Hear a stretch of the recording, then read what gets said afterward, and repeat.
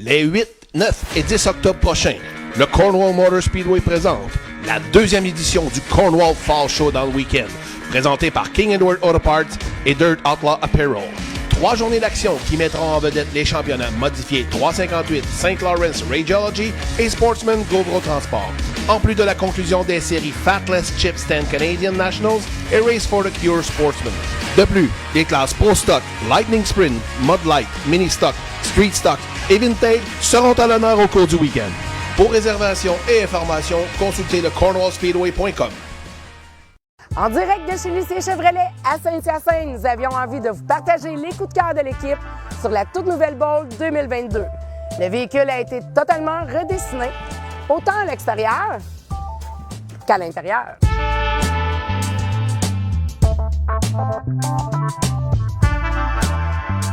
Passez nous voir en concession afin de continuer à la découvrir.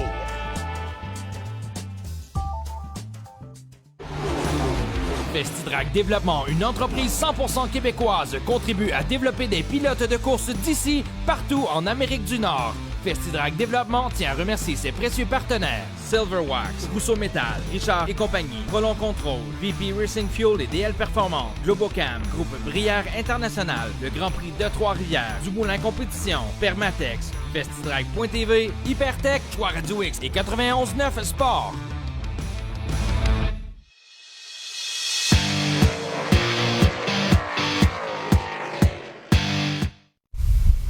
De retour à cette semaine aux courses, dans notre studio, on reçoit pour la première fois Michael Parent. Comment ça va, Michael? Ben, ça va super bien, toi? Très bien, content de te recevoir. Souvent, on invite des invités quand ça va bien. Fait que, ces gens-là sont de bonne humeur d'habitude. Gros week-end, 3e à Saint-Marcel, puis une victoire le lendemain à Saint-Guillaume. Ouais, écoute, on a eu un super week-end. Les gars travaillent fort, donc on réussit à améliorer l'auto, puis on a fait quelques petits changements là, dans ces derniers temps, donc on est super content du résultat. Tu dis quelques petits changements, tant qu'à moi, c'est un gros changement. Passer du Théo au Bicknell, ça fait beaucoup réagir dans les puits. T'as l'air à l'aise, ça va bien jusqu'à maintenant, le changement. Ouais, c'est sûr qu'on on connaît des bons week-ends, donc on peut pas dire que le Bicknell va mal. Cependant, on a assez travaillé fort sur les voitures Théo, puis on a vraiment persisté à essayer d'avoir des résultats qu'on voulait. Mais on n'avait pas de constance, donc on a essayé quelque chose de différent, puis là, ça semble fonctionner. Quand tu travailles sur un projet de développement, parce que c'est vraiment ce que vous faites avec toute l'équipe du 25P Groupe Ultra, on travaille vraiment en développement au niveau de la voiture. On tente d'aller chercher le meilleur du bolide, on prend des notes de semaine en semaine, d'année en année. Mais à un moment donné, vous vous êtes rendu compte que peut-être on était rendu à la croisée des chemins de dire est-ce qu'on persévère ou on tente de tout simplement écrire un nouveau livre? Ouais, peut-être un petit peu. Écoute, j'étais rendu quand même proche, vraiment proche de ma turn, puis le fabricant Théo, donc on s'est fait comme si tu veux, un lien d'amitié là. C'est difficile de couper les ponts, puis de dire, écoute, on s'en va dans une autre direction. Ça a été difficile, parce que je suis pas quelqu'un non plus qui va blâmer tout l'équipement. J'aime aussi me blâmer moi pour les résultats, donc semaine après semaine, je me disais... J'aurais pu faire des choses différentes. J'aurais pu essayer d'autres choses. J'ai fait tout ça de pas correct dans ma conduite. Mais là, je pense qu'on était rendu à avoir un gros changement. Donc, le Bicknell est arrivé et là, c'est une décision qui est irrévocable, Michael, rendu ici, là, à ce point-ci, dans ce dossier-là. T'essaies la voiture. Est-ce que tu te commets déjà pour l'an prochain de rouler en Bicknell l'an prochain? Non, on est encore... je pense... On a encore quelques petites affaires à essayer avec l'auto de Théo. Par contre, c'est sûr que là, présentement, notre tête est toute à l'auto Bicknell, donc on se concentre fort pour gagner les grosses courses là, qu'il y a à la fin de saison, où il y a de l'argent en ligne aussi, pour nous permettre d'améliorer l'équipement l'année prochaine. Donc, oui, les efforts sont là pour l'instant. Pas de cachette, tu connais ma relation avec Martin Roy Jr., que sans lui, il n'y a pas d'Anthony Marcotte aux courses. Là, l'histoire, je l'ai racontée à plusieurs reprises. Mais Martin a été le porte-étendard de Théo Procard pendant de nombreuses années, puis il demeure très actif pour la promotion de ces voitures-là. Je pense qu'il vous a embarqué pas mal dans le moule aussi au cours des années. Pour moi, c'est assez spécial de dire, est-ce que là, présentement, on assiste à l'éclipse du Théo Procard, du Troyer également, qui est en train de disparaître. Mais sérieusement, si Bicknell prend tout le marché, je comprends pourquoi, c'est une compagnie canadienne, puis tant mieux, ça va bien. Mais je ne sais pas si c'est bon, ça, pour les courses, de dire, là, il y a un monopole qui est en train de s'installer. Non, je pense pas. Je pense pas. C'est pour ça qu'on aimait le fait là, qu'on n'était pas plusieurs coureurs à être sur les voitures Théo Procard. Donc, on persistait vraiment. Et puis, on sait pas, là, quand t'as le monopole de quelque chose, habituellement, les prix montent. Tout s'ensuit. Donc, non, je pense pas que c'est bon pour le sport du tout. Mais l'avenir va nous dire. Justement, à ce sujet, au cours des dernières années, quand les gens se posaient des questions sur les Théo, souvent, ils t'appelaient dorénavant. Tu parlais du lien que tu possèdes avec Matt Hearn. Sans vouloir rentrer dans les détails sur votre relation actuelle et tout ça, mais j'imagine de savoir que Tessa Bicknell, ça a dû passer de travers parce que là, c'est clairement un gros territoire qui s'envole. Je veux dire, ils s'achètent des voitures modifiées ici depuis de nombreuses années, puis c'est pas prêt de s'éteindre non plus. C'est un marché important qu'on est en train d'échapper, là. Ouais, non, je pense que Matt, il s'en attendait un petit peu à voir les résultats. T'sais, on travaille fort, ouais. On travaille. Les gars dans le shop, ils ont jamais lâché prise, donc on travaille beaucoup. Puis là, à un moment donné, semaine après semaine, Matt, il voyait que j'avais un petit peu moins, je pense, d'ambition là, de continuer à dépenser des sous dans des nouvelles pièces, de faire de l'expérimentation, je suis comme un petit peu tombé tanné, donc sa réaction a été... D'ailleurs, je suis pas le premier qui a fait le move. Plusieurs gros pilotes l'ont fait avant moi, des grosses équipes. Puis non, il a bien réagi, mais par contre, là, c'est sûr qu'il va pas me féliciter de mes résultats récents. Là. On s'entend que ça reste un être humain. Là. On est content de tes résultats parce que là, tu sembles requinquer un peu là, avec ton beau week-end que tu viens de connaître. Tu t'es battu. Quelle bagarre samedi. On va montrer des images de cette bagarre incroyable avec Steve Bernard qui, à travers les années, est devenu un de tes bons amis. Et là, ben, c'est sur la piste que vous vous êtes battus pendant quoi, 75 tours samedi. C'est extraordinaire de voir ça. Ouais, écoute, c'est ça. J'ai retrouvé vraiment le plaisir là, à conduire la voiture. Je sors de l'auto, je suis content, j'ai le sourire, j'ai dit j'ai eu du fun à soir. Versus une course que tu vas partir à l'avant, là, que souvent on reculait plus souvent qu'autrement. Là, on est parti de la 10e position, je pense, samedi, puis on a fini en 3e, puis on était là pour courser pour la victoire, peut-être pas pour la victoire, mais pour le podium, puis ça coursait avec les gars à l'avant. Donc, c'est sûr que la flamme est allumée. Puis, comme j'ai dit tantôt, les gros shows de la fin de l'année, là, c'est vraiment quelque chose là, présentement qu'on a hâte d'aller faire. Versus peut-être que je les aurais même pas fait là, de la manière que mon début de saison allait jusqu'à maintenant. Quand tu parles de gens dans le garage, moi je remarque une grande fidélité dans ton équipe, Mickaël. C'est toujours le même monde qui est avec toi depuis tes débuts en modifié.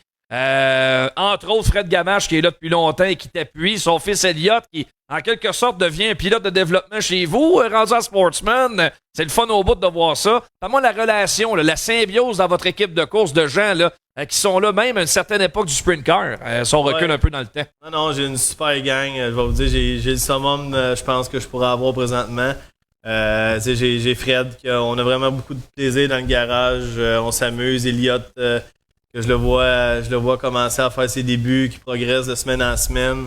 Alain Lamère qui est là depuis les tout débuts. Merci Alain, merci PO qui fait les pneus depuis le tout début aussi. Il y en a plusieurs qui ont été là, qui ont contribué. René Gamache, le père à Fred. Une super équipe. Qui part par l'aide de mes parents qui sont, je pense, des gens super. En fait, ils vont emmener de la bouffe aux courses. Ils vont faire beaucoup plus que de dire hey, l'équipe a tout le temps à manger. Ma mère fournit on fait notre possible. Et puis, je pense que les gars ils ont du fun à venir, non seulement aux courses, mais dans cette famille du 25P. Là. On vient de voir justement une photo 2015, tes débuts en modifié. Mais on te reconnaissait comme un pilote de sprint car avant de faire le saut à temps plein en modifié.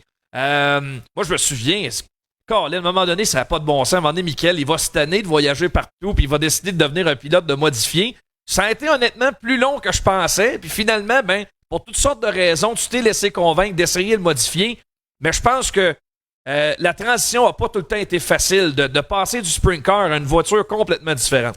Non, ça n'a pas été facile, surtout que nos dernières années en sprint, on était rendu à se battre avec des Steve Poirier, des Chucky Bing, des Jason Barney, puis on était rendu, je pense, à un stade que on dominait rien, mais on coursait vraiment avec les meilleurs du sport. Donc, ça a été difficile de laisser tout ce succès-là de côté, puis de recommencer quelque chose à nouveau que je savais que j'arriverais puis j'aurais pas les succès dès le début. Là. Fait que c'est ce qui me freinait un peu, mais aujourd'hui, avec du recul, je suis content d'avoir fait ce move-là parce que on course à Grimby, on course dans notre ville, chez nous. Puis on a un maximum la fin de semaine d'1 heure et quart, 1 heure et demie de voyagement à faire, donc c'est super. Mais on a eu des belles années en sprint aussi. C'est sûr que le voyagement, à un moment donné, ça finit par rentrer dans le corps. Est-ce que ça a été pour toi l'élément déclencheur, une écœurantite de voyager? Je sais que tu as eu des blessures également qui t'ont peut-être fait réfléchir à faire la transition. Ouais, il y avait 2 éléments. Il y avait le voyagement et puis l'entreprise familiale là, que mon père gérait avant ça par lui-même. J'avais pas le temps vraiment quand on coursait en sprint. Je revenais, je préparais les autos, on repartait le jeudi. Ouais. Donc oui, je m'impliquais, mais pas comme je me le devais. Puis c'est sûr que mon père vieillit, donc il fallait que je m'implique dans l'entreprise plus. Puis les blessures sont arrivées, fait que là, on va se le dire, je pense que c'était un petit peu plus brusque en sprint qu'en modifié quand t'as un accrochage, un accident. Donc oui, on y a repensé 2 fois. Aujourd'hui, la petite famille, donc c'est pas le temps de tomber handicapé, si on veut se le dire. Ouais, puis moi, je suis décrit du hockey dans la vie, comme tu le sais, puis moi, ce qui m'emballe le plus, c'est de voyager, d'aller à l'extérieur, puis ça, c'est cool au bout. Puis comme pilote de course, de se déplacer à l'extérieur, d'aller rouler aux États-Unis, c'est quelque chose de spécial. Là, je sais que les frontières sont fermées, mais est-ce qu'un jour, on pourrait voir Michael Parent de se payer à la traite, puis t'as déjà un gros bloc, puis d'essayer des courses de l'autre côté? Ouais, c'est sûr que ça peut être une option. C'est sûr que quand mon père a tout le temps eu hâte qu'on essaye le gros bloc. Je pense que ça fit un petit peu mon driving style. Oui. Je suis quelqu'un qui aime avoir de la pédale, puis je suis capable d'avoir plusieurs situations de course qui vont faire en sorte que quand on a du moteur, j'aime ça. Donc, on a quand même vraiment bien fait notre première année qu'on peut dire qu'on a essayé les gros blocs. Avec une 2e position à Drummond, une 4e, je pense, à Grimby. Donc oui, peut-être un jour, je sais pas, une série complète. Possiblement que non, mais aller s'amuser puis faire quelques épreuves ici et là, oui. Faut que tu me racontes, on parlait du sprint car tantôt, Mickaël. Raconte aux gens ce fameux accident dont tu es victime à Canandaigua, un accident qui aurait vraiment pu t'handicaper pour le reste de tes jours. Explique-nous un peu ce qui s'était passé ce soir-là. En fait, je pense que je venais à les points. Steve Poirier était vraiment près de nous dans les points, puis on avait toute une bataille là, pour les points. Et puis, c'est dans la qualification. Je suis rentré trop fort dans le coin, puis j'ai accroché la roue du compétiteur arrière. L'auto s'est envolée dans les airs, puis ça a fait comme un choc solide là, sur la cage. Puis, c'est ça, j'ai eu 2 ou 3 vertèbres là, de fracturées, donc une mauvaise expérience. Ouais, là, ça se passe aux États-Unis. Comment ça s'était passé, le déplacement à l'hôpital, etc. T'as rapatrié ici. J'imagine que c'est un paquet de troubles. Ouais, ça a été toute une histoire. Déplacement, là, on est parti de la piste de course en hélicoptère. Donc, se rendre à l'hôpital, les soins, ça a été super. Sauf que là, à un moment donné, il était temps de revenir au Canada. Pris l'avion là, dans la première classe là, avec le service un peu. Puis, arrivé au Québec, mais là, on s'est allé à l'hôpital directement. Puis, c'est ça. Les soins ont continué de là, mais ça a été, je me rappelle plus exactement combien de mois là, que j'ai été pas hospitalisé, mais alité à la maison. Ouais. Donc, ouais, ça aussi, ça freine un peu le goût de retourner en sprint, mais je peux vous dire qu'après mon rétablissement, j'étais comme déjà prêt à y retourner.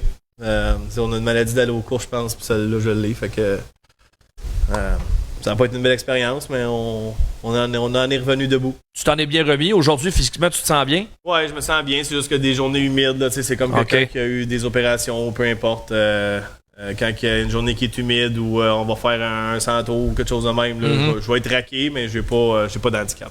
Je remarque une blessure à la main. Ça, c'est en course aussi. Hein? Il y avait, à un moment donné, le feu avait pris dans ta voiture en sprint. Ben oui, l'alcool. Oui. La voiture avait pris en feu, donc ça aussi, ça a été une autre expérience. Là. L'ambulance va à l'hôpital quelques jours là-bas au Grand Brûlé, là, puis le temps de revenir, la même affaire, prendre un avion en classe première, revenir au Québec, aller à l'hôpital à Montréal, être quelques jours là. Donc, ouais, ma dose des hôpitaux, je l'ai eu, mettons. La main, mais y en a-tu autre ailleurs? Il y avait, il y avait le bras, il y avait les cuisses, il y avait, ouais, c'est ça, donc j'étais obligé d'être couché. Et ça doit faire mal, ça doit être épouvantable. Ouais, ça, je pense que le côté de douleur, je pense qu'il va dépasser la fracture. Là. Ah oui, hein? Ouais.